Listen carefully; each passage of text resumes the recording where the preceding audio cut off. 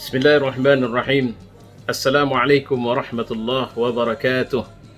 Alhamdulillahi rabbil alamin. Wassalatu wassalamu ala asyrafil anbiya'i wal mursalin wa ala alihi wa sahbihi ajma'in. Saudara-saudara, para pemirsa sekalian, Allah Subhanahu wa taala berfirman dalam satu ayatnya, A'udzu billahi minasyaitonir rajim. Bismillahirrahmanirrahim. Walitukmilul iddata walitukabbirullaha ala ma hadakum wa la'allakum tashkurun. Sadaqallah wa sadaqa rasuluh wa ba'du. Ketika kita akan mengakhiri Ramadan, apalagi dalam situasi pandemi COVID-19, bagaimana sikap kita seharusnya? Apa yang harus kita lakukan? Tentu saja kita mengkhawatirkan ada kemeriahan yang bakal hilang dari Ramadan. Ada kemeriahan yang mungkin tidak bisa kita capai di hari raya tahun ini. Tidak sedikit kita yang mengalami kecemasan. Tidak sedikit kita yang mengalami kekhawatiran. Kekhawatiran bahwa kita tidak bisa mudik atau pulang kampung. Kekhawatiran bahwa kita tidak akan bisa bertemu dengan teman-teman kita, saudara-saudara kita, silaturahim seperti biasanya. Kekhawatiran kita tidak bisa melakukan open house dan macam-macam. Atau bahkan bukan sekedar sebuah kekhawatiran, kecemasan yang bisa membuat kita akhirnya tidak tahu apa yang harus kita lakukan. Kecemasan yang sampai pada tingkat panik. Panik apa? Orang yang biasa mungkin menampilkan suasana hari raya atau suasana akhir Ramadan dengan hanya memperhatikan kemeriahan material, mungkin dia berpikir ini COVID situasinya tidak mereda. Dalam situasi tidak mereda, ini bisa berbahaya. Kebijakan-kebijakan, penanganan demi penanganan, situasi demi situasi, wah ini bisa membuat saya sulit untuk bisa merasakan atau bisa tenang kalau saja terjadi sesuatu, misalnya saja kelangkaan bahan pangan, misalnya saja kesulitan untuk bisa pulang kampung. Anda mungkin sudah melihat bagaimana orang ketika pemerintah memberikan kelonggaran sedikit saja untuk bisa pulang kampung, maka bandara dipenuhi sesak oleh manusia-manusia yang berencana mau pulang kampung. Anda mungkin juga bisa melihat bagaimana kondisi ini terjadi di pasar-pasar. Maka yang harus Anda lakukan sebagai orang beriman, selama Anda tidak kehilangan Allah, itu sudah cukup sama Anda. Selama bagi Anda, bersama Anda ada Allah, maka sebenarnya selama itulah Anda akan bisa merasakan kenikmatan beriman. Karena saya sudah mengingatkan, bagi seorang mukmin di situasi apapun, di seperti apapun, dia tidak akan kehilangan kedekatannya dengan Allah Subhanahu wa taala. Bukankah sejarah telah memberikan gambaran ada orang yang mereka dipenjara, tapi penjara tidak bisa menghentikan cintanya kepada Allah. Ada orang yang mengalami penyiksaan, tapi penyiksaan tidak bisa menghapuskan keyakinan dan kerinduannya untuk beribadah kepada Allah. Maka sebenarnya jika Anda panik, jika Anda mengalami situasi bingung, Anda kemudian tidak tahu apa yang mau Anda buat.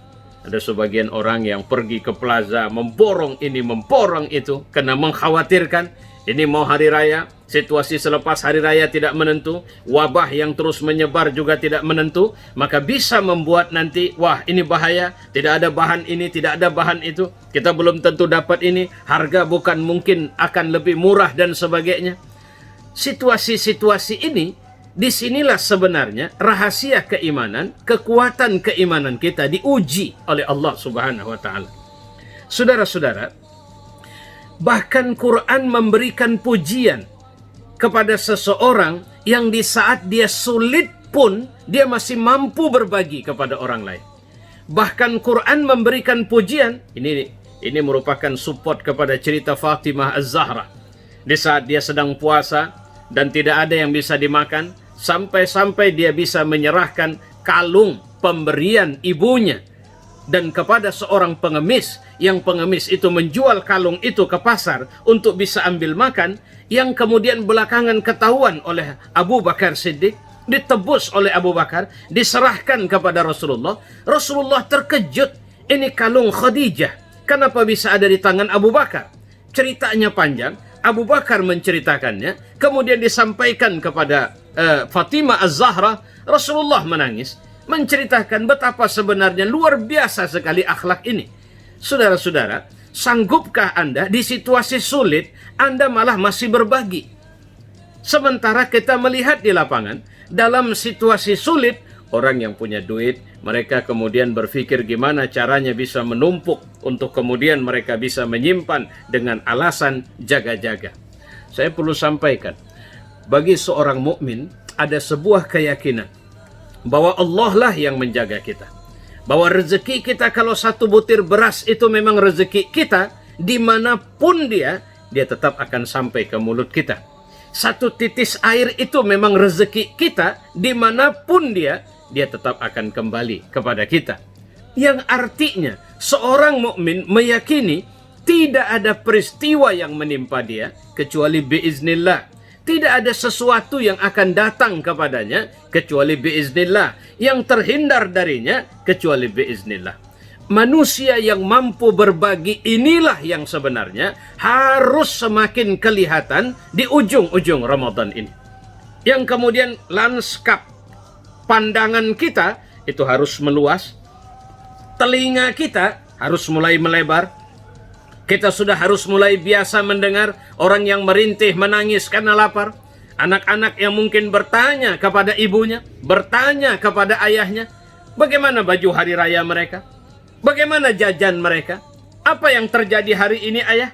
Yang ketika ayahnya tidak bisa menjawab, maka ini saatnya lah Anda, jika Anda memiliki kelebihan, Anda akan mengambil alih fungsi untuk, seperti kata Rasulullah kepada seorang anak yatim yang dia lihat di satu hari raya, hari ini aku adalah ayahmu.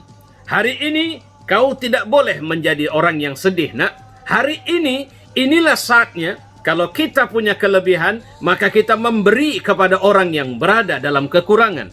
Saudara-saudara, kelas Ramadan kita akhirnya akan ketahuan. Kelas Ramadan kita akhirnya bukan cuma bicara, ya Tuhan, hindarkan aku dari api neraka. Tapi kemudian dia masih melakukan amal-amal penghuni neraka. Bagaimana saya melakukan amal penghuni neraka, Ustaz? Bukankah saya ibadah, saya bahkan itikaf, saya bahkan tahajud tidak putus, saya bahkan baca Quran semakin meningkat? Ya, Anda itikaf, Anda tahajud, Anda baca Quran, tapi Anda tidak menjalankan semangat berbagi yang merupakan bahagian penting dari semangat Ramadan ini. Saudara, bukan Anda harus menumpuk, bukan Anda harus belanja habis-habisan untuk kebutuhan yang Anda pun tidak tahu, tapi Anda harus belanja untuk kebutuhan orang-orang yang membutuhkannya. Semoga Ramadan ini kita menjadi lebih baik. Semoga kita bisa menjemput hari raya dengan semangat Idul Fitri. Taqabbalallahu minna wa minkum. Wassalamualaikum warahmatullahi wabarakatuh.